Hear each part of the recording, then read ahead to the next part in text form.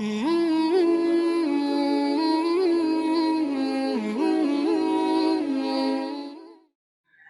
پردہ اور پھر یہاں یہ سینکڑوں نوجوان اور بزرگ تشریف رکھتے ہیں۔ حاضرین گرامی، قرآن مجید پورا کا پورا ہدایت کا سرچشمہ ہے، اور آج میں قرآن کے حوالے سے اور آقا علیہ الصلوۃ والسلام کی ایک مختصر سی نصیحت ہے جو نوجوانوں سے بات کی گئی تھی، وہ میں آپ کے سامنے پیش کروں گا۔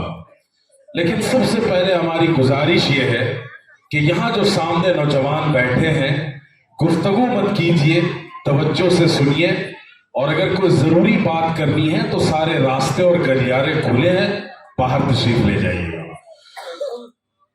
یہ جو قرآن مجید کی آیت ہم نے آپ کے سامنے تلاوت کی، سورہ ملک کی ابتدائی آیتیں ہیں۔ اللہ تعالیٰ نے فرمایا کہ بڑی بابرکت ہے وہ ذات، تبارک الذی بیدہ الملک، جس کے ہاتھ میں، جس کی طاقت میں، جس کے قبضے میں بادشاہت ہے۔ تبارک الذی بیدہ الملک وہو علی کل شیء قدیر، اور وہ اللہ، وہ خدا ہر چیز پر قدرت رکھتا ہے۔ اور دوسری بات اس کے فوراً اللہ تعالیٰ کہتے ہیں، الذي خلق الموت والحیاة لیبلوکم ایکم احسن عملا، وہ اللہ جس نے موت اور حیات کو پیدا کیا، زندگی اور موت کو پیدا کیا، اور اس کا مقصد یہ ہے کہ آزما لے تم کو، لیبلوکم ایکم احسن عملا، کہ تم میں کون بہترین عمل کرتا ہے۔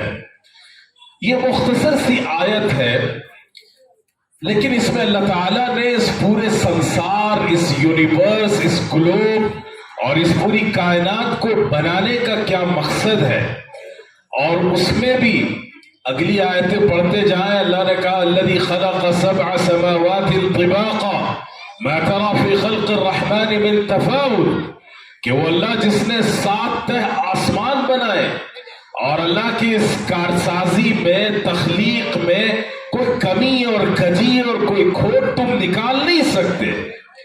لیکن ان آیتوں کو اگر آپ پڑھیں تو اس سے جو پیغام نکل کر آتا ہے وہ یہ ہے کہ اللہ تعالیٰ نے کائنات بنائی، پوری طاقت اور اقتدار اپنے ہاتھ میں رکھا، اور پھر اس کے بعد حضرت انسان کے لیے یہ 7 آسمان بنائے، زمینیں بنائی، سمندر کا نظام قائم کیا، پہاڑوں کے میخ زمین پہ گاڑ دیے گئے، نہریں چلا دی گئی، چشمے چلا دیے گئے، اور انسانوں کے کھانے اور پینے کے لیے درخت اور پودے لگا دیے گئے، اور پھر میٹھے پانی کے چشمے اللہ تعالیٰ نے جاری کر دیے۔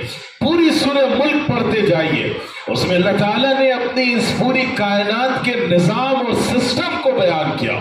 لیکن اس پورے سسٹم کا جو سب سے بڑا اور مرکزی کردار ہے، جو سب سے اہم ترین کیریکٹر ہے، وہ حضرت انسان ہے۔ وہ انسان جو ہماری اور آپ کی شکل میں اس کائنات میں جنم لیتا ہے، اور وقت مقررہ مکمل کر کے، اپنی زندگی کا ڈیوریشن کمپلیٹ کر کے پھر وہ اس دنیا سے رخصت ہو جاتا ہے۔ تو اللہ تعالیٰ کے نزدیک ان آسمانوں اور سمندروں اور زمین اور پہاڑ اور درخت اور پودے اور چرند و پرند اور اینیمل کنگڈمز، ان سب سے زیادہ اگر کسی کریشن اور کسی مخلوق کی اہمیت ہے تو وہ انسان کی ہے۔ تو انسانیت کو اتنی اہمیت کیوں دی گئی؟ تو اللہ تعالیٰ نے خود بتا دیا، اس کے 2-3 مقاصد ہیں۔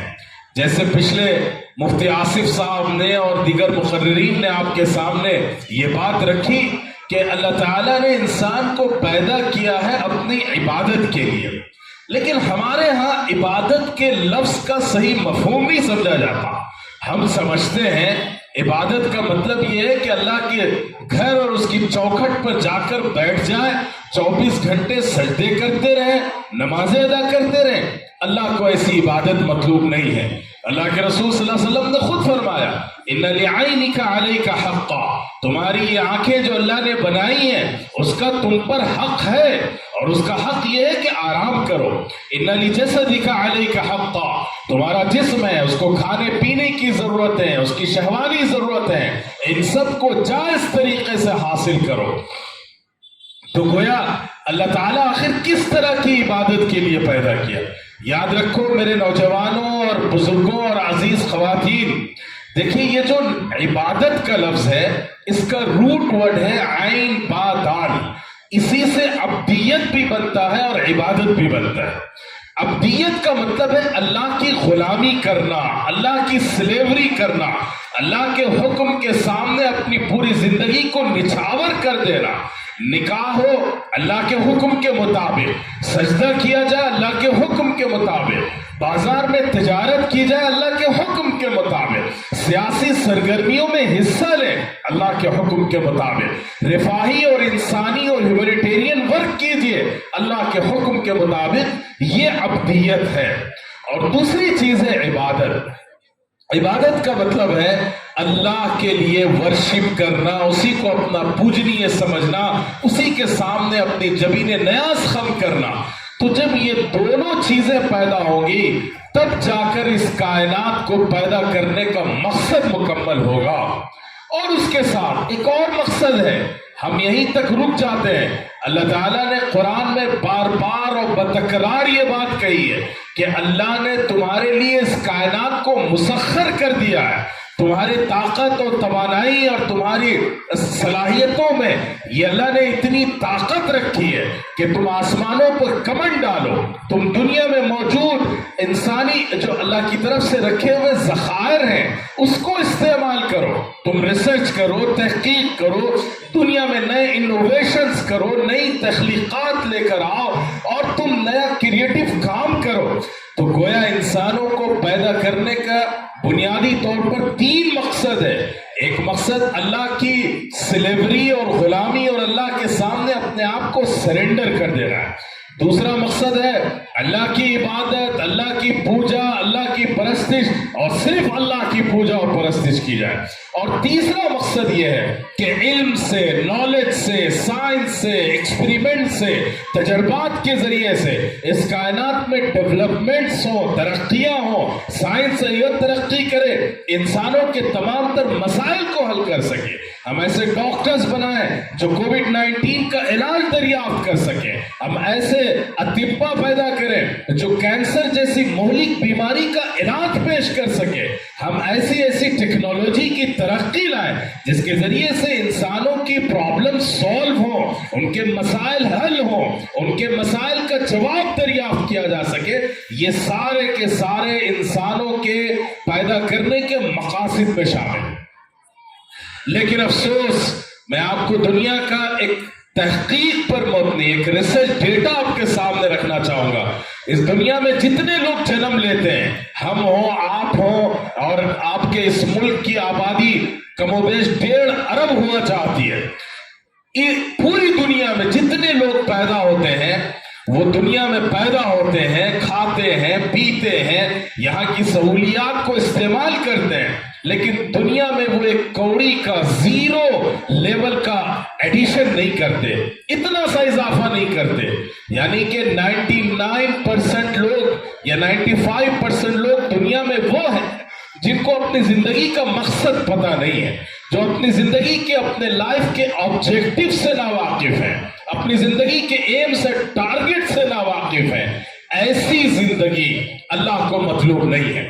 اللہ چاہتے ہیں کہ پیدا ہو، شعور پاؤ، اور اس کے بعد پھر تم اپنی زندگی کا ہدف متعین کرو، اس کا مقصد طے کرو، اور طے کر کے پوری زندگی اس ٹارگٹ کو، اس آبجیکٹیو کو اچیو کرنے کے لیے لگا دو۔ یہ اللہ تعالیٰ ہمیں ہدایت دیتے ہیں۔ اللہ کے رسول صلی اللہ علیہ وسلم کے صحابہ کو دیکھ لیجئے، کیا تمام کے تمام صحابہ مسجد نبوی میں بیٹھ کر درس دیا کرتے تھے، پڑھتے پڑھاتے تھے، چلا لگاتے تھے یا عبادت کرتے تھے؟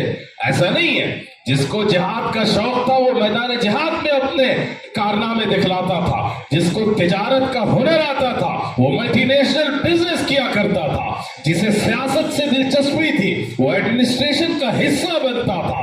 وہ بین الاقوامی تعلقات کے لیے سفیر کا کردار ادا کرتا تھا. یہ رسول اللہ صلی اللہ علیہ وسلم کی تربیت تھی. تو میرے نوجوانوں، اپنی زندگی کا ہدف متعین کیجیے، اپنی زندگی کا مقصد متعین کیجیے. اس دنیا میں ہزاروں لاکھوں جانور ہیں، ہاتھی ہے، شیر ہے، ہرن ہے، بکریاں ہیں، گائے ہیں، بیل، بھینس اور نہ جانے کتنی اللہ کی مخلوقات ہیں. کیا کبھی آپ نے سنا کہ شیر جیسا طاقتور جانور اس نے دنیا میں کوئی موبائل بنا دیا ہو، اس نے کوئی کمپنی اسٹیبلش کر دی ہو، ہاتھیوں نے مل کر کسی یونیورسٹی کی بنیاد رکھی ہو؟ ظاہر ہے سارے کے سارے جانور پیدا ہوتے رہے، جنگلوں سے کھاتے پیتے رہے اور اس دنیا سے گزرتے رہے. ان کے سامنے زندگی کا کوئی ہدف نہیں ہے. وہ صرف اپنے آپ کے لیے پیدا کیے گئے، کھائیں گے، پیئیں گے اور عمر مکمل ہوگی، اس دنیا سے گزر جائیں گے. لیکن ہم اور آپ صرف کھانے پینے اور جانوروں کی طرح زندگی گزارنے کے لیے پیدا نہیں کیے گئے، بلکہ ہمیں اللہ تعالیٰ نے اعلیٰ مقاصد، اعلیٰ اہداف، ہائیسٹ آبجیکٹیوز کے ساتھ پیدا کیا ہے، نوبل آبجیکٹیوز کے ساتھ پیدا کیا ہے. ہمیں اپنی زندگی میں اپنے مقصد کو طے کرنا ہوگا. کیسے مقصد طے کیا جاتا ہے؟ اگر آپ چاہتے ہیں کہ اپنی زندگی کا ایک ٹارگٹ فکس کریں تو میں اس کے لیے آپ کو 2-3 نکات دے دوں. سب سے پہلی چیز، یہاں جتنے لوگ بیٹھے ہیں اپنی آنکھیں تھوڑی دیر کے لیے بند کر لیجئے گا. ابھی نہیں، بعد میں یہ ایکٹیویٹی کرنا ہے آپ نے. آپ اپنے گھر جائیے، گھر جا کر کمرہ بند کر لیجئے.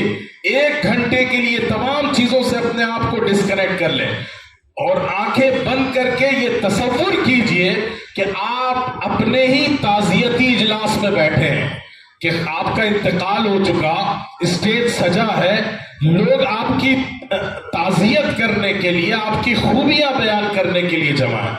ان مقررین سے جو اسٹیج پر بیٹھے ہیں آپ کیا سننا چاہتے ہیں؟ یہ آدمی بڑا سخی تھا، یہ صاحب علم تھا، صاحب زکا تھا، اس بندے نے بڑے نیک کام کیے، مدرسے بنائے، مسجدیں بنائی، غریبوں کی ذمہ داری لی، یتیموں اور بیواؤں کا سہارا بنا.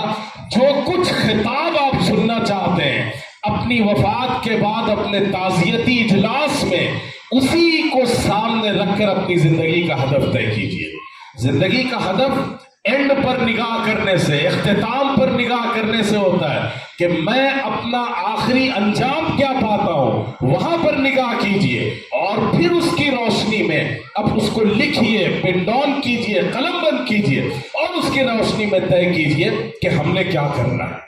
تو گویا زندگی جانوروں کی طرح، کتے اور بلیوں کی طرح ہم نے نہیں گزارنی، بلکہ ہمیں اپنی زندگی کا ایک ہدف اور ایک ٹارگٹ متعین کرنا ہے. اور یہ ٹارگٹ متعین کرنے کی ذمہ داری قرآن نے ہمیں دی ہے، آقا علیہ الصلوۃ والسلام نے ہمیں دی ہے، صحابہ کے اسوے نے ہمیں یہ سکھایا ہے. اور وہ طریقہ کیا ہوگا، اس پر لیڈرشپ ٹریننگ ورکشاپ میں گفتگو کی جا سکتی ہے.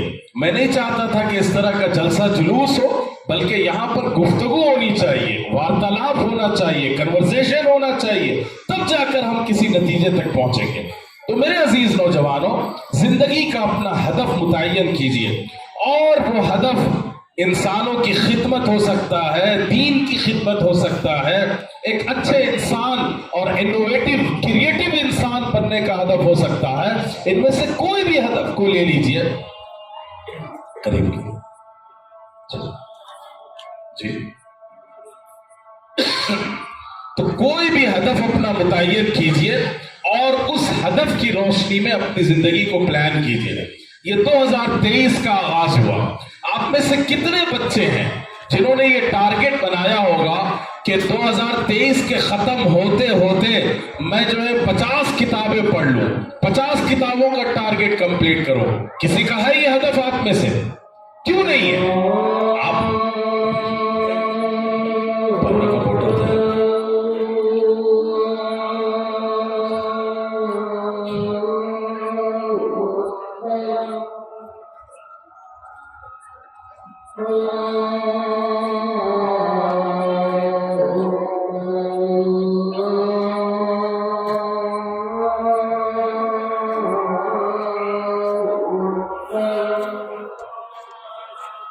جانے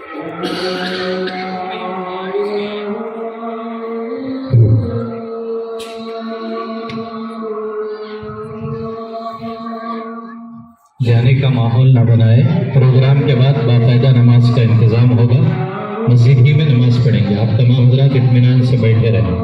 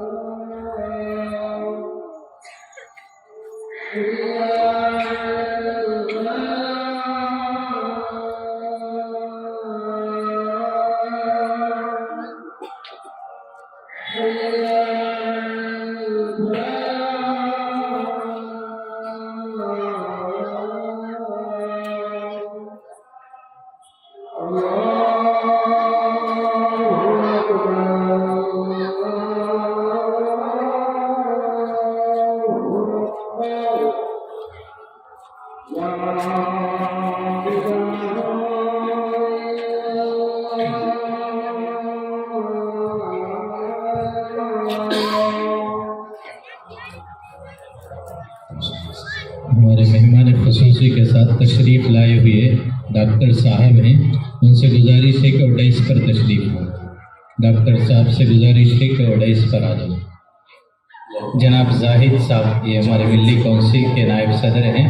ان سے بھی درخواست ہے کہ وہ بھی ڈائس پر تشریف لائیں. بچے سب مل کے دعا پڑھیے اذان کے بعد. یاد ہے آپ لوگوں کو؟ پڑھائیے سب کو. پڑھاؤ, کھڑے ہو کے پڑھو. یہ دیجیے, یہ لو.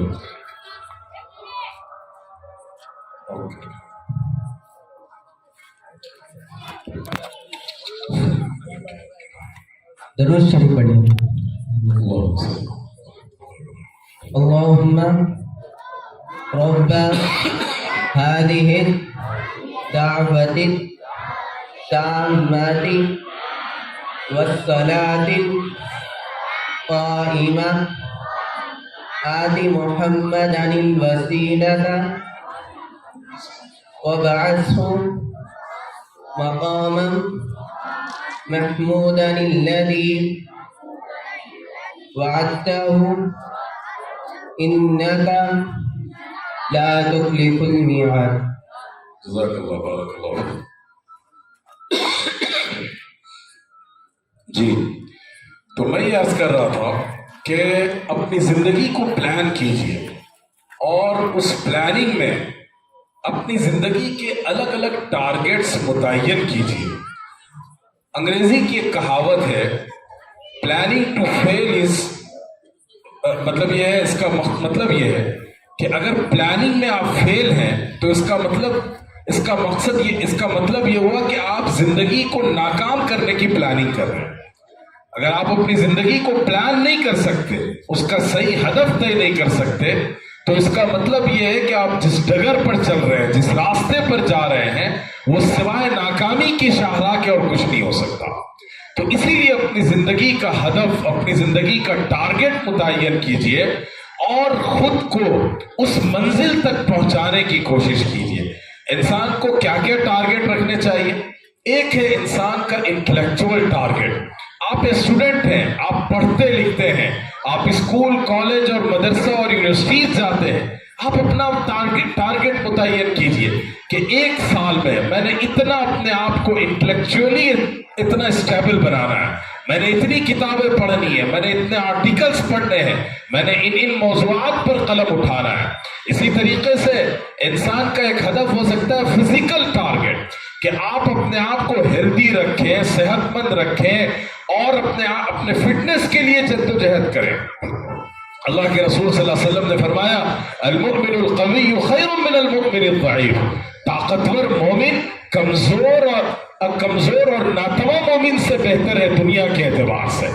اپنا ایک فزیکل ٹارگٹ متعین کیجئے، اسی کے ساتھ ساتھ اپنے لیے ایک اسپریچول ٹارگٹ متعین کیجئے، روحانی اعتبار سے اپنے آپ کو پختہ کرنا، اللہ سے اپنے رشتے کو مضبوط کرنا، اپنے اندر جو کمیاں ہیں، گناہ ہے، غلط عادتیں ہیں، ان کو ریڈیوس کر کے اپنے نفس کو پیوریفائی کیا جائے۔ اس کے لیے آپ قرآن مجید یاد کیجئے، تلاوت کا اہتمام کیجئے، اپنا ایک ٹارگٹ فکس کیجئے کہ سال میں ہم نے 4-5 قرآن مجید ختم کرنے، اور اذکار کا اہتمام کیجیے۔ تو اس طریقے سے انسان اپنے ایموشنل ہیلتھ، اپنے مینٹل کیپیبلٹی، اسپریچولیٹی، اپنے جسم اور ہیلتھ اور فزیکل ٹارگٹ کو متعین کرے اور اس طریقے سے اپنی زندگی کو منظم بنائیے، ویل پلان بنائیے۔ اور اگر یہ پلاننگ نہیں ہوگی تو اس کا مطلب یہ ہے کہ آپ ناکامی کی پلاننگ کر چکے ہیں اور آپ ناکام ہو کر رہیں گے۔ اللہ تعالیٰ نے قرآن میں بڑی عجیب بات کہی۔ اللہ فرماتے ہیں کہ وَأَن لَيْسَ لِلْإِنسَانِ إِلَّا مَا سَعَى وَأَنَّ سَعْيَهُ سَوْفَ يُرَى۔ انسان کی کیپیبلٹی اور کیپیسٹی میں اللہ نے صرف یہ رکھا ہے کہ وہ جدوجہد کرے، محنت کرے، اپنے منزل تک پہنچنے کی کوشش کرے۔ اللہ تعالیٰ کی طرف سے اسے اس کا رزلٹ اور انجام دکھایا جائے گا۔ کوئی اللہ نے ہمیں محنت کرنے، اپنا ٹارگٹ متعین کرنے، اسٹرگل کرنے کی صرف ذمہ داری دی ہے۔ رزلٹ اور انجام اللہ کے ہاتھ میں، اللہ ضرور آپ کو اس کا انجام دیں گے۔ تو اس لیے یہ ایک بہت بنیادی چیز ہے، اپنی زندگی کا ہدف طے کیجئے اور اس کی روشنی میں اس کی پلاننگ کیجئے، پلاننگ کر کے اپنی زندگی کو ویل آرگنائز کر لیجئے۔ اب میں یہاں پر ایک تیسرا نقطہ آپ کے سامنے رکھنا چاہتا ہوں۔ یہاں علماء موجود ہیں، آپ میں سے بہت سے باشعور لوگ ہیں، یہ بتائیے کہ ابھی عشاء کی اذان ہوئی، وہ شخص آپ جیسے نوجوان جس کو رکوع اور سجدے کی طاقت ہو، اور اگر وہ بغیر رکوع اور سجدے کے عشاء کی فرض نماز ادا کرے، کرسی پر بیٹھ کر اشارہ کر کے، کیا نماز درست ہوگی؟ بتائیے آپ سب، نماز درست ہوگی؟ ایسی نماز درست نہیں ہوگی۔ کیوں نہیں ہوگی؟ اس کی وجہ یہ ہے کہ آپ جیسے نوجوانوں کے اندر جو پوٹینشل ہے، جو صلاحیت ہے، جو کیپیبلٹی ہے، جو استطاعت ہے، وہ اس کی ہے کہ آپ مکمل نماز ادا کریں تمام ارکان کو ادا کرتے ہوئے۔ تو اگر آپ نے پورے ارکان ادا نہ کیے تو آپ کی نماز باطل ہو جائے گی، آپ کے منہ پر دے ماری جائے گی۔ تو میرے عزیز دوستو، اسی طرح اللہ تعالیٰ نے آپ میں سے ہر انسان کو، ہر لڑکے اور لڑکی کو، ہر جوان اور بوڑھے اور بزرگ کو وہ صلاحیتیں دی ہیں جس کا انسان امیجنیشن نہیں کر سکتا۔ آج سے لوگوں نے مل کر ریسرچ کی، تحقیق کی، انوویشن کیا، اور انہوں نے انفارمیشن ٹیکنالوجی کو اس بلندی تک پہنچا دیا کہ آج ہم دنیا کے کسی کونے میں بیٹھ کر اپنی بات ایک دوسرے کو سنا سکتے ہیں، ایک دوسرے سے انٹریکشن کر سکتے ہیں۔ تو یہ ترقی دنیا نے کیسے حاصل کی؟ انسانوں کے ذریعے۔ فرشتوں نے آ کر آپ کو ہوائی جہاز اور ہیلی کاپٹر بنا کر نہیں دیا۔ آپ انفارمیشن ٹیکنالوجی کے جس دور میں جا رہے ہیں، کوئی دنیا کی دوسری مخلوق نے آ کر یہ نہیں سکھایا، بلکہ آپ ہی کے درمیان بسنے والے وہ لوگ جنہوں نے اپنی زندگی کا ٹارگٹ متعین کیا تھا، ہدف طے کیا تھا، وہ کچھ دنیا میں نیا کر گزرنا چاہتے تھے، انہوں نے دنیا کو اس ترقی تک پہنچایا اور اس کی راہ دکھلائی۔ تو یاد رکھیے، جتنے دنیا کے بڑے سائنٹسٹ گزرے ہیں، اے پی جے عبد الکلام صاحب اس ملک کے نیوکلیئر سائنٹسٹ ہیں، ان کے پاس دماغ اور بھیجا جتنا تھا، اللہ نے اتنا ہی آپ کو عطا کیا۔ نیوٹن اور آئنسٹائن اور جتنے بڑے بڑے سائنٹسٹ کے نام لے لیجئے، جتنے بڑے بڑے فلاسفرز کے نام لے لیجئے، اللہ تعالیٰ نے ان سب کو وہی طاقت اور صلاحیت عطا کی تھی جو آپ کو عطا کی گئی ہے، لیکن ان کے سامنے زندگی کا ہدف تھا، ہمارے اور آپ کے سامنے زندگی کا ہدف نہیں ہے۔ تو گویا اگر نماز ادا کرنے کی صلاحیت ہو رکوع اور سجدے کے ساتھ اور اس نماز میں رکوع اور سجدہ نہ کریں تو آپ کی نماز ریجیکٹ کر دی جاتی ہے، ریفیوز کر دی جاتی ہے۔ اسی طریقے سے میرے نوجوانوں، اللہ تعالیٰ نے جو طاقت، صلاحیت، کیپیبلٹی اور کیپیسٹی اور پوٹینشل آپ کے اندر رکھا ہے، اگر آپ اس کا صحیح استعمال نہیں کریں گے، ان صلاحیتوں کو جلا نہیں بخشیں گے، ان کے ذریعے سے انسانیت کو سرو نہیں کریں گے، تو یاد رکھیے گا کہ آپ اپنی نماز جس طرح باطل کرتے ہیں اسی طرح اپنی زندگی کو بے مقصد کر لیتے ہیں۔ آپ اپنی زندگی، اس دھرتی پر آپ بوجھ ہیں، جس طرح جانور آتے ہیں اور کھا کر گزر جاتے ہیں، اسی طرح ہم اور آپ اس دھرتی کا بوجھ کہلائیں۔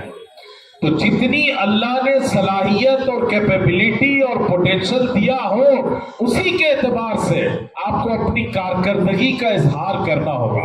اب یہاں پر سوال یہ ہوتا ہے، آخر کیا چیزیں ہیں جو راستے میں رکاوٹ بنی ہے، جو ہمیں آگے نہیں بڑھنے دیتی، جو ہمارے پیروں کی زنجیر بن کر ہمیں ناکام کیے دیتی ہیں، ہمیں نامراد کیے دیتی ہیں، ہمیں بے مقصد کیے دیتی ہیں؟ اس میں دو چار چیزیں ہیں۔ سب سے پہلی چیز ہے absence of objective of life, زندگی کے مقصد کا نہ ہونا۔ جب آپ کے پاس زندگی کا کوئی ٹارگٹ اور مقصد نہیں ہوگا، آپ کبھی آگے نہیں بڑھ سکتے، آپ کبھی آگے قدم نہیں بڑھا سکتے، آپ بالکل اپاہج بن کر اپنی زندگی گزاریں گے۔ تو سب سے پہلے اپنی زندگی کا مقصد طے کیجیے۔ دوسری بات، وہ چیزیں جو آپ کے لیے رکاوٹ بنتی ہیں، ان زنجیروں کو توڑنے کی کوشش کیجیے۔ اور آج کی تاریخ میں سب سے بڑی رکاوٹ اگر کوئی چیز ہے تو یہ آپ کا موبائل، ہمارا اور آپ کا گیجٹ ہے۔ یہ ہماری ترقی میں، ہمارے سکسیس میں رکاوٹ بن کے کھڑا ہے۔ گیمز ہیں، پب جی ہے، اور نہ جانے کیسی کیسی ایکٹیویٹیز ہیں جس نے ہمیں تعلیم سے محروم کر دیا، معاش سے محروم کر دیا، والدین کی نافرمانی پر آمادہ کیا، مسجدوں سے ہمارا رشتہ ختم کر دیا۔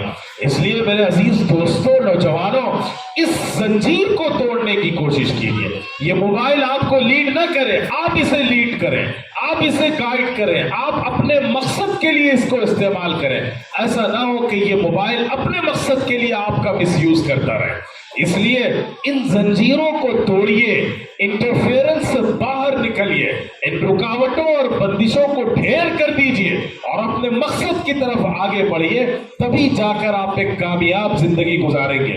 قرآن نے کیا بات کہی؟ میں نے جو آیت پڑھی، الذی خلق الموت والحیات لیبلوکم ایکم احسن عملا، جس نے موت اور حیات کو اس لیے پیدا کیا تاکہ وہ تم کو آزما لے کہ تم میں سے کون احسن عمل کرتا ہے۔ میرے عزیز نوجوانوں، آپ کے پاس اسکول میں جیسے گریڈنگ سسٹم ہوتا ہے، ایک ہوتا ہے گڈ، ایک ہوتا ہے ویری گڈ، دوسرے ایکسلنٹ۔ قرآن مجید نے یہ بات کہی کہ اللہ تعالیٰ یہ دیکھنا چاہتے ہیں کہ تم میں سے کون ایکسلنٹ پرفارمنس کے ساتھ اللہ کے پاس آتا ہے۔ اللہ تعالیٰ کو ایوریج بیہیویئر نہیں چاہیے، اللہ تعالیٰ کو گڈ اور ویری گڈ بھی کافی نہیں ہے، بلکہ احسن عملا، جو ایکسلنٹ پرفارمنس ہو، جو دی بیسٹ پرفارمنس ہو۔ اللہ تعالیٰ کو وہ کردار چاہیے، وہ نوجوان چاہیے، اللہ کو وہ نوجوان لڑکے لڑکیاں چاہیے جو اپنا پورا کا پورا پوٹینشل پوزیٹیوٹی کے ساتھ، آبجیکٹیوٹی کے ساتھ استعمال کریں، نہ کہ جو اپنے پوٹینشل کو ضائع کریں اور زنگ لگا دیں۔ اور احسن عمل کا مطلب یہ نہیں ہے کہ آپ صرف نمازیں پڑھتے جائیں، ذکر کرتے جائیں۔ احسن عمل کا مطلب یہ ہے کہ اللہ کی عبادت کرنا اور بندگان خدا کی خدمت کرنا۔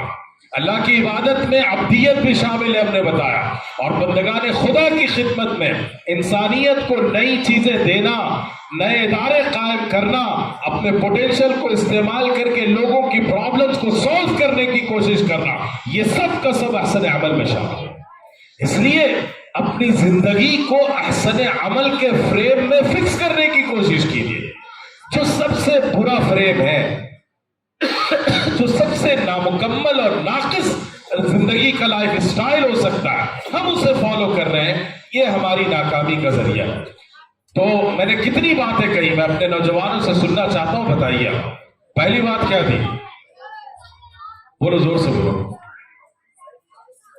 انسان کو معمول مخلوق کے ناطے اشرف المخلوقات اللہ تعالیٰ نے انسان کو اشرف المخلوق بنایا ہے اور اسی مقصد پر زندگی گزارنی. جی اور بتائیے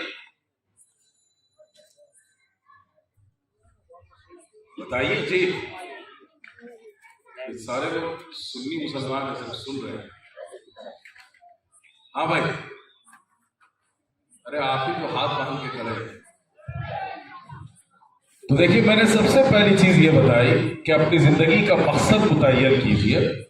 نمبر 2، مقصد کیا ہے ہمارا؟ اللہ کی عبادت و پرستش اور اس کے حکم کو زندگی کے ہر شعبے میں نافذ کرنا، اور دوسرے دنیا کی تعمیر اور تسخیر کا کام انجام دینا. یہ 2 بنیادی ٹارگٹ ہیں. تیسری بات میں نے کہی کہ جس طریقے سے آپ جیسا نوجوان جو رکوع اور سجدے پر قادر ہو، وہ اگر بغیر رکوع اور سجدے کے فرض ادا کرے گا اس کی نماز ریجیکٹ ہو جائے گی. اسی طرح آپ کی زندگی بھی اگر اپنے پوٹینشل کے مطابق آپ کا کیریکٹر نہیں ہوگا، آپ کا بیہیویئر نہیں ہوگا، آپ کی ڈیلیوری نہیں ہوگی، اللہ تعالیٰ ایسی زندگی کو ریجیکٹ کر دیں گے، اسے قبول نہیں کریں گے. چوتھی چیز یہ میں نے بتائی کہ ہماری زندگی میں رکاوٹیں کیا ہیں. ایک مقصد کا نہ ہونا، اور دوسری بات ہمارے بہت سی چیزیں زنجیریں بن کر ہمارے ساتھ لگی ہوئی ہیں، اور اس میں گیجٹ ایڈکشن بھی شامل ہے، اور اس کے ساتھ ساتھ سستی، کاہلی وغیرہ وغیرہ، یہ ساری چیزیں شامل ہیں. تو ان چیزوں سے اپنے آپ کو باہر نکالیے.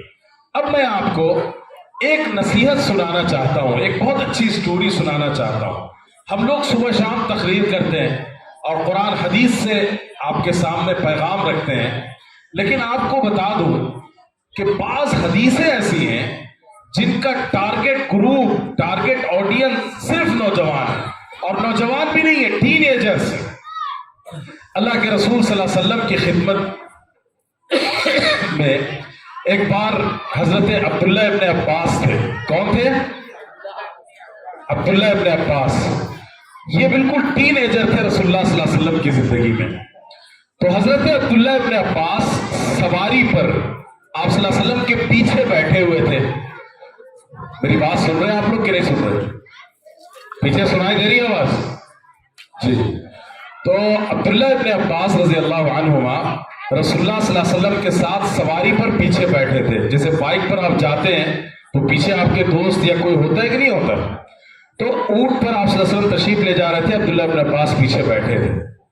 رسول اللہ صلی اللہ علیہ وسلم نے بڑے پیار سے عبداللہ ابن عباس کو کہا کہ یا غلام، او مائی بیلوڈ چائلڈ، او میرے پیارے بچے، عزیز بچے.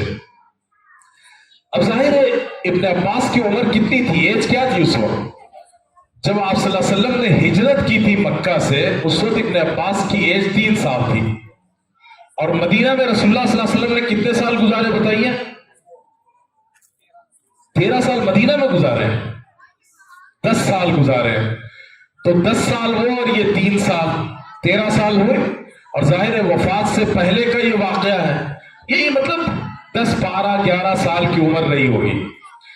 اس کے بعد رسول اللہ صلی اللہ علیہ وسلم نے فرمایا کہ یا غلام اعلمک کلمات، میں تمہیں چند انسٹرکشنز دیتا ہوں، چند چیزیں سکھاتا ہوں، اور تم ان کی حفاظت کرنا، ان کو فالو کرنا، ان باتوں کو پریکٹس کرنا. تو کیا آپ لوگ چاہتے ہیں وہ سننا؟ نہیں سننا چاہتے کوئی؟ مجھے آواز نہیں آ رہی. سب بچے سبوں سے سننا چاہوں گا میں. اس صف میں اتنے نوجوان ہیں، بوڑھے ہیں یا نوجوان ہیں؟ یہ سب بچے سننا چاہتے تو زور سے بولو. آواز نہیں آ رہی ہم لوگوں کو. سننا چاہتے ہیں، بہت اچھا. تو اللہ کے رسول صلی اللہ علیہ وسلم نے حضرت عبداللہ ابن عباس سے کہا کہ احفظ اللہ یحفظک. یاد رکھیے گا کیا کیا پوائنٹ میں بول رہا ہوں. سب سے پہلی نصیحت کی احفظ اللہ یحفظک، اللہ کی حفاظت کرنا، اللہ تمہاری حفاظت کرے گا. کیا مطلب ہے؟ کیا ہم اللہ کی حفاظت کر سکتے ہیں؟ کوئی کر سکتا ہے اللہ کی حفاظت؟ نہیں کر سکتا. مقصد کیا ہے؟ اللہ کے انسٹرکشن کو فالو کرتے رہو، اللہ بدلے میں تمہاری حفاظت کریں گے، تمہیں پروٹیکشن دیا جائے گا. آپ نے دیکھا ہوگا کوئی بڑا گورنمنٹ آفیسر گزرتا ہے، اس کے ساتھ सिक्योरिटी फोर्स होती है नहीं होती? कोई मिनिस्टर गुजरता है, उसके साथ सिक्योरिटी फोर्स होती है नहीं होती? क्यों? क्योंकि वो गवर्नमेंट को सर्व कर रहा होता है, तो गवर्नमेंट अपनी तरफ से इसको सिक्योरिटी फराहम करती है। समझ रहे हो? तो अल्लाह ताला ने हमारे और आपके प्रोटेक्शन के लिए गायबी फोर्स रखी है। अल्लाह फरमाते हैं इहफज़िल्लाह यहफज़क, अल्लाह के हुक्म को मानो, उसकी हिफाजत करो, अल्लाह तुम्हारी हिफाजत करेंगे। और अल्लाह का प्रोटेक्शन और अल्लाह की तरफ से दी गई सिक्योरिटी अगर किसी को हासिल हो, क्या दुनिया की कोई ताकत उसे जख्म पहुंचा सकती है?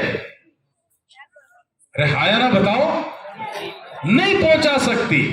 तो अल्लाह ताला ने आप जैसे नौजवानों को मुखातब करके कहा था कि इहफज़िल्लाह यहफज़क।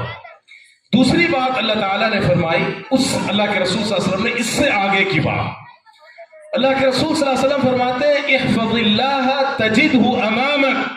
क्या बात है मेरे नौजवानों, अल्लाह के अहकाम की हिफाजत करो, अल्लाह को अपने सामने पाओगे। बिल्कुल, कितनी बड़ी बात है।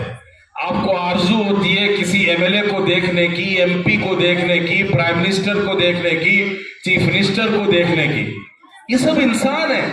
और आपको पता है कि हिंदुस्तान की पार्लियामेंट में, ये इस मुल्क का मुकद्दर, ये इसकी बदकिस्मती कही है, 65% ऐसे मेंबरान पार्लियामेंट हैं जो गुंडे, मवाली, मुजरिम हैं, क्रिमिनल्स हैं, जिनके खिलाफ एफआईआर दर्ज है, कत्ल की, रेप की और गुंडागर्दी की।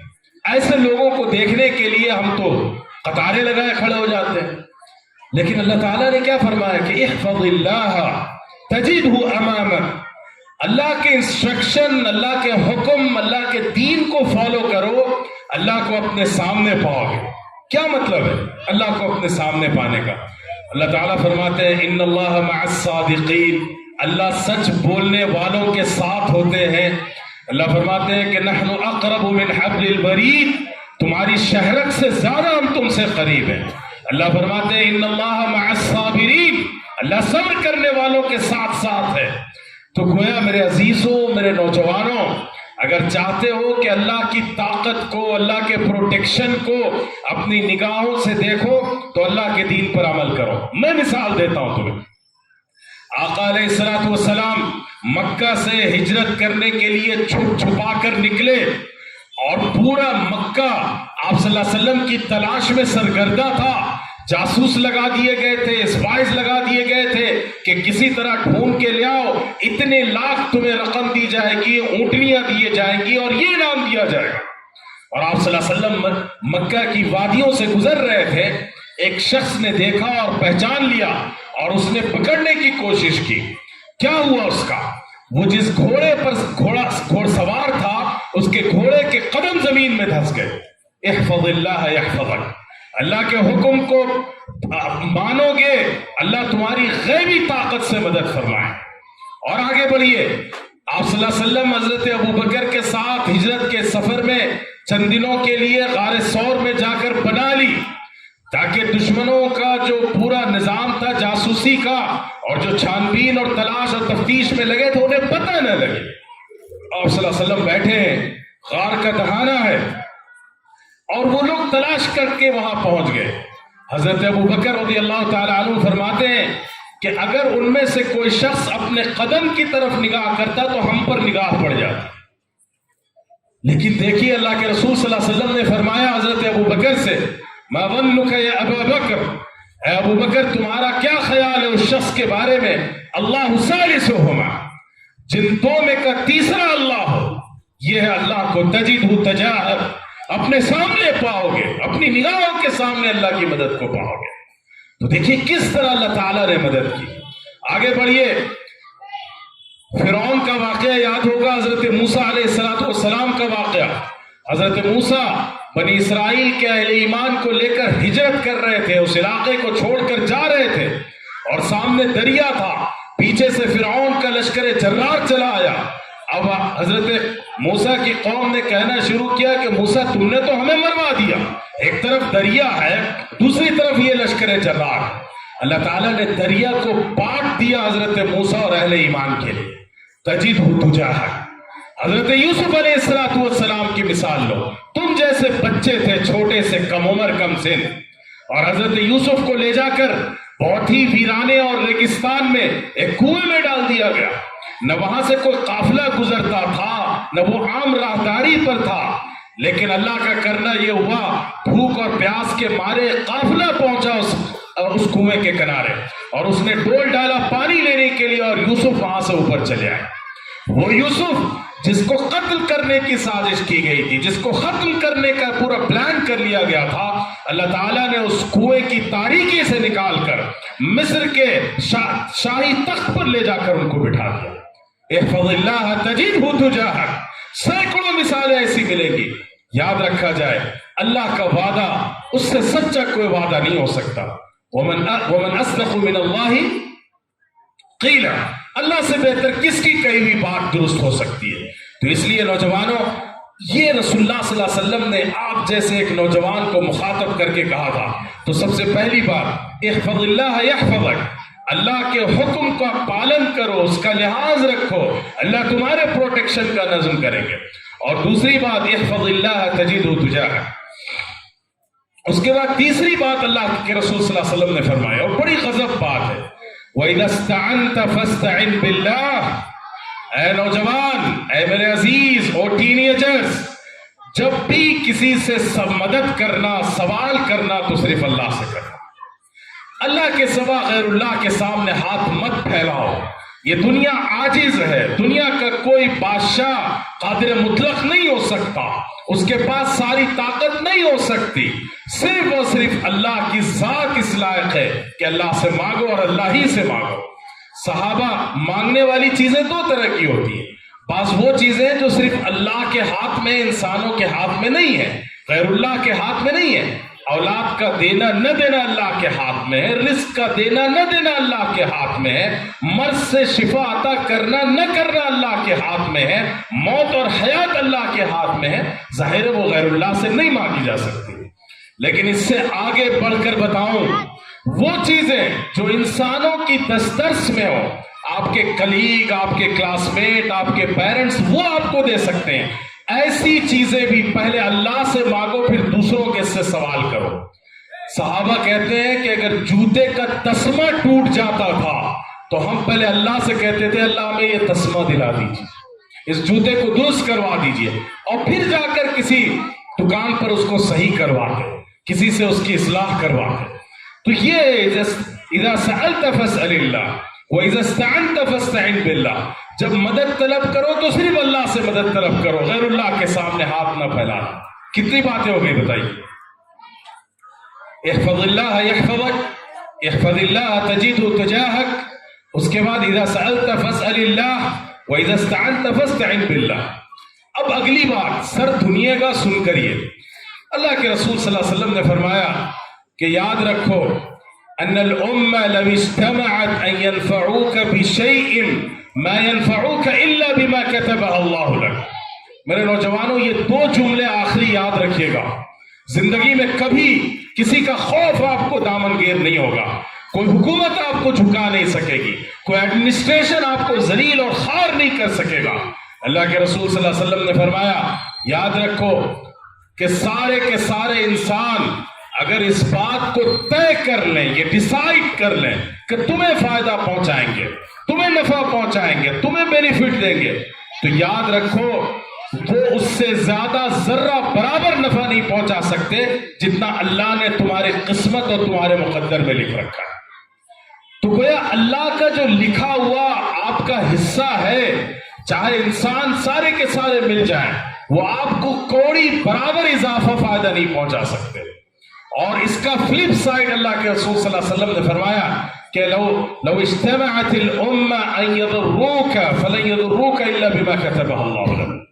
سارے کے سارے انسان مل کر تمہیں نقصان پہنچانا چاہے, تم سے تمہارا عہدہ چھیننا چاہے, پوزیشن لینا چاہے, امتحانات میں تمہارے گریڈ کو کم کرنا چاہے, تمہیں تمہارے ٹارگٹ سے ڈائیورٹ کرنے کی کوشش کریں, تمہیں تمہارے اسٹیٹس سے تم سے چھیننے کی کوشش کریں, اللہ کے رسول صلی اللہ علیہ وسلم نے فرمایا سارے انسان مل کر اگر تمہیں نقصان پہنچانا چاہیں گے تو یاد رکھو جتنا تمہاری قسمت میں لکھا ہوگا اس سے 1 کوڑی اضافہ نہیں کر سکتے. تو اس کا کیا مطلب ہے؟ اس کا مطلب ہے کہ نفع اور نقصان، کامیابی اور ناکامی اور ہر چیز اللہ کے ہاتھ میں، اللہ کی طرف سے طے شدہ ہے. نہ ہمارا ایڈمنسٹریشن، نہ ہمارا کالج، نہ ہمارا انسٹیٹیوشن، نہ ہمارے پیرنٹس، نہ گارجین، کوئی بھی ہمیں 1 کوڑی اضافی فائدہ نہیں پہنچا سکتے اور ذرہ برابر کو نقصان ہمیں نہیں پہنچا سکتے سوائے اس کے جو اللہ کی طرف سے لکھا ہے. تو جن کا ایمان ہو اس بات پر کہ اس پوری زندگی کا نظام اللہ کی طرف سے بندھا ٹکا ہے، اللہ کی طرف سے طے شدہ ہے، کیا وہ لوگ نا امید ہوں گے؟ کیا وہ لوگ ہوپلیس ہوں گے؟ کیا وہ سوسائڈ کریں گے؟ کیا وہ زندگی سے مایوس ہوں گے؟ ایسا ہرگز نہیں ہو سکتا. جن کا ایمان اللہ پر ہو، اللہ کی لکھی ہوئی تقدیر پر ہو، اللہ کے طے شدہ فیصلوں پر ہو، یاد رکھیے کہ دنیا کی کوئی طاقت انہیں زد نہیں پہنچا سکتی، دنیا کا کوئی ایڈمنسٹریشن انہیں ناکام نہیں کر سکتا، ان کو کوئی خوف دامنگیر نہیں ہو سکتا. اس لیے عزیز نوجوانوں، لڑکوں اور لڑکیوں، زندگی کے جتنے فیصلے ہیں وہ سب اللہ کی طرف سے لکھے ہیں.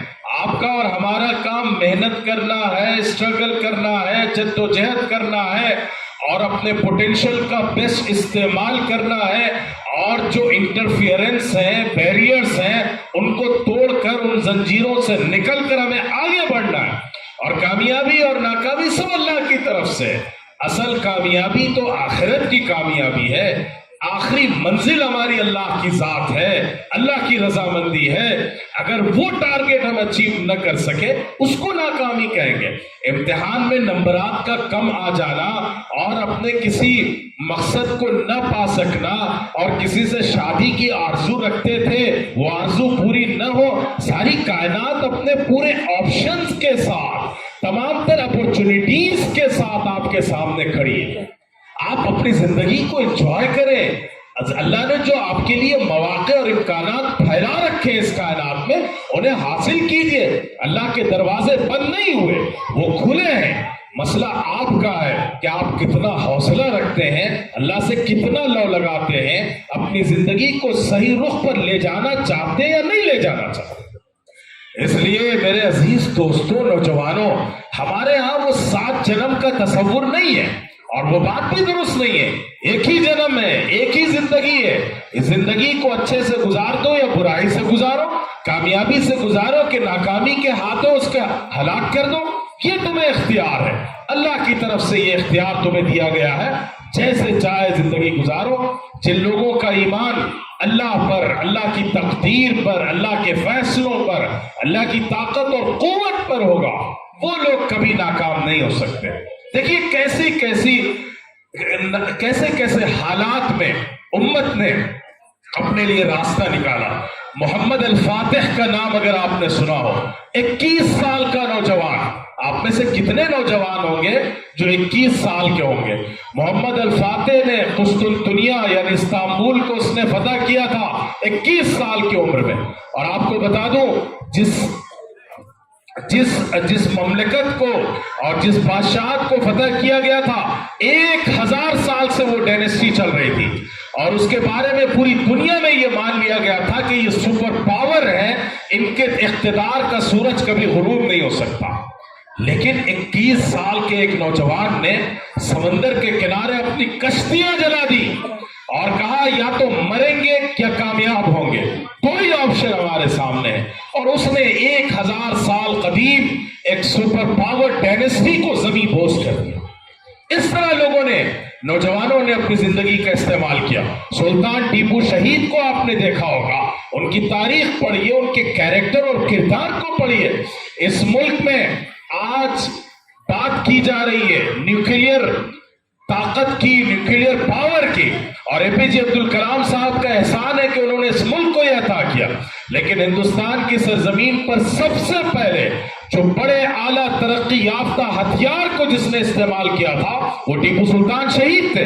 اور انہوں نے یورپین ملکوں سے اپنے راہ رسم بنا کر وہاں سے ٹیکنالوجی حاصل کی تھی، خود ساختہ ہتھیار بنائے تھے. یہ کردار تھا. اور ٹیپو سلطان نے جب یہ جنگی مہمات ادا کی وہ بالکل ایک نوجوان تھے. اور ایسی سینکڑوں ہزاروں مثالیں آپ کو ملیں گی. اس لیے زندگی سے مایوس نہ ہو.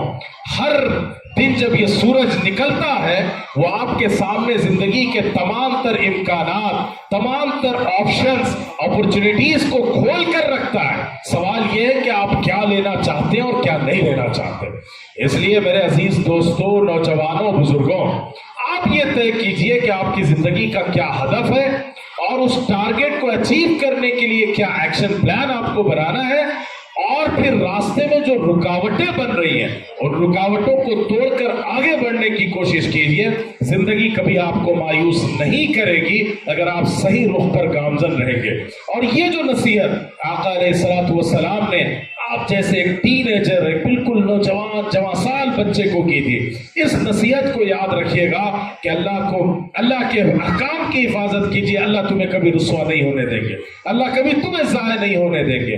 اور اس کے ساتھ ساتھ پوری دنیا مل کر آپ کو اگر فائدہ پہنچانا چاہے گی وہی ملے گا جو اللہ کی طرف سے لکھا ہے, اور نقصان پہنچانا چاہے گی ساری سازشیں بیکار ہو جائیں گی, اتنا ہی نقصان ملے گا جو اللہ کی طرف سے لکھا ہے.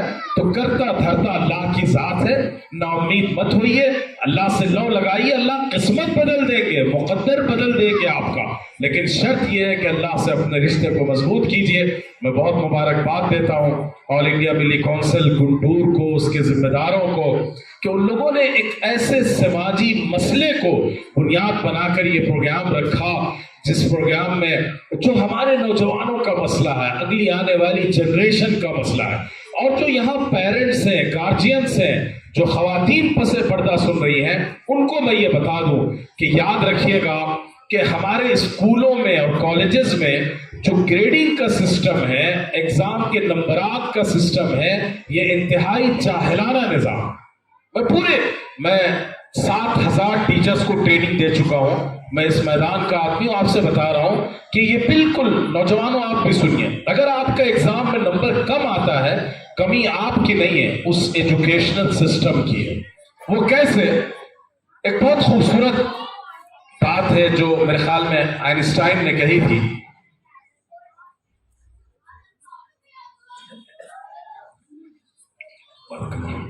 آئنسٹائن نے کہا تھا ایک ٹیچر ہماری طرح بیٹھا ہے اور اس کے سامنے مچھلی بھی ہے, پرندہ بھی ہے, ہاتھی بھی ہے, شیر بھی ہے, اور مختلف انواع اقسام کے جانور ہیں. تو اس نے کہا کہ جو تم میں سے تیزی کے ساتھ درخت کی بلندی تک, آخری شاخ تک پہنچ جائے گا وہی کامیاب ہے, بقیہ ناکام. بندر کے سوا کون کامیاب ہو سکتا ہے یا نہیں ہے؟ ظاہر ہے ہاتھی نہیں چڑھ سکتا اس بلندی پر, اور جناب مچھلی نہیں چڑھ سکتی, اور دوسرے جو چرند و پرند ہیں وہ نہیں چڑھ سکتے, دوسرے جانور نہیں چڑھ سکتے, صرف ایک بندر کامیاب ہو سکتا ہے. تو یہ جو ایک پیرامیٹر متعین کر کے ہر انسان, ہر بچے کو ایگزامن کرنے کا طریقہ, یہ طریقہ سرے سے غلط ہے.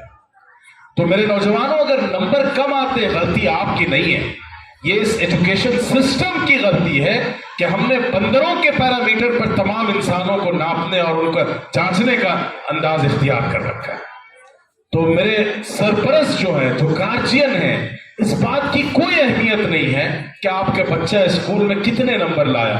یاد رکھیے گا دنیا کے جتنے کامیاب لوگ ہیں پڑھے پڑھے, ان میں سے اکثر وہ ہیں جو اسکولوں سے نکال دیے گئے تھے, ان میں سے اکثر وہ ہیں جو اسکولوں میں فیل ہو گئے تھے, جن کے اسکول اور کالج نے کہہ دیا تھا کہ یہ سراپا نالائق ہے, پڑھ نہیں سکتا, اس کو پڑھانے سے کیا حاصل, نکال دو. اور انہی لوگوں نے تاریخ بدل دی اور تاریخ بنا دی. اس لیے ان پیرامیٹرز پر اپنے بچوں کو جانچنے کی کوشش مت کیجیے. اللہ تعالیٰ نے فرمایا لقد خلقنا الانسان فی احسن تقویم, کہ ہم نے انسان کو بہترین تقویم کے ساتھ پیدا کیا ہے. گویا اللہ تعالیٰ نے جو یہ آپ کی گود میں بچے دیے ہیں, یہ اللہ کی سائنس ہے, اللہ کی نشانیاں ہیں, علامتیں ہیں, اور ان میں سے کوئی علامت اللہ کی ناقص نہیں ہے, نامکمل نہیں ہے. کوئی علامت اس دنیا کی, اللہ کی پیدا کردہ کوئی نشانی بیکار نہیں ہو سکتی. ہر انسان کو اللہ تعالیٰ نے پرفیکٹ بنایا ہے, ہمارا اس کو سمجھنے کا انداز ناقص اور نامکمل ہے. اس لیے اپنے بچوں کو جو اسکول کے مدرسوں کے ذمہ دار ہیں، جو پیرنٹس ہیں، وہ بچوں کو جج کرنے کا طریقہ اپنا بدلیے. ان کے پوٹینشل کو دیکھیے، ان کی صلاحیت کو دیکھیے اور اس کے ذریعے سے ان کو پہچانیے. ہم اپنے اس ایک چشمے سے ہر کس و ناقص کو دیکھنے کی کوشش کرتے ہیں، طریقہ ہمارا غلط ہے. اس لیے ان امانتوں کو سنبھالیے، اپنے ان عزیزوں کی قدر کیجیے، اللہ کی ان نشانیوں اور نعمتوں کو خوب سنوارنے کی کوشش کیجیے، نہ کہ ان کو ضائع کر دیجیے. ھذا وصلی اللہ علی سیدنا محمد وبارک وسلم. الحمدللہ رب العالمین. جزاکم اللہ خیرا واحسن الجزاء. بزرگان محترم، بہت بڑی قیمتی باتیں حضرت والا نے ہم سب کے سامنے رکھی ہے. نہایت پرمغز خطاب تھا حضرت والا کا. ہم دل کی عمیق گہرائیوں سے شکریہ ادا کرتے ہیں. بس ابھی پروگرام ختم ہونے والا ہے، 10-15 منٹ کے اندر ابھی دعا ہو جائے گی. آخر میں بھائی ہمارے آل انڈیا ملی کونسل کے پورے ضلع گنٹور کے صدر محترم حضرت اقدس مفتی محمد آصف صاحب ندوی دامت برکاتہم العالیہ سے نہایت ادب و احترام کے ساتھ درخواست کرتا ہوں کہ اپنے صدارتی خطاب کے ذریعے ہمارے اس اجلاس کا اختتام فرمائیں.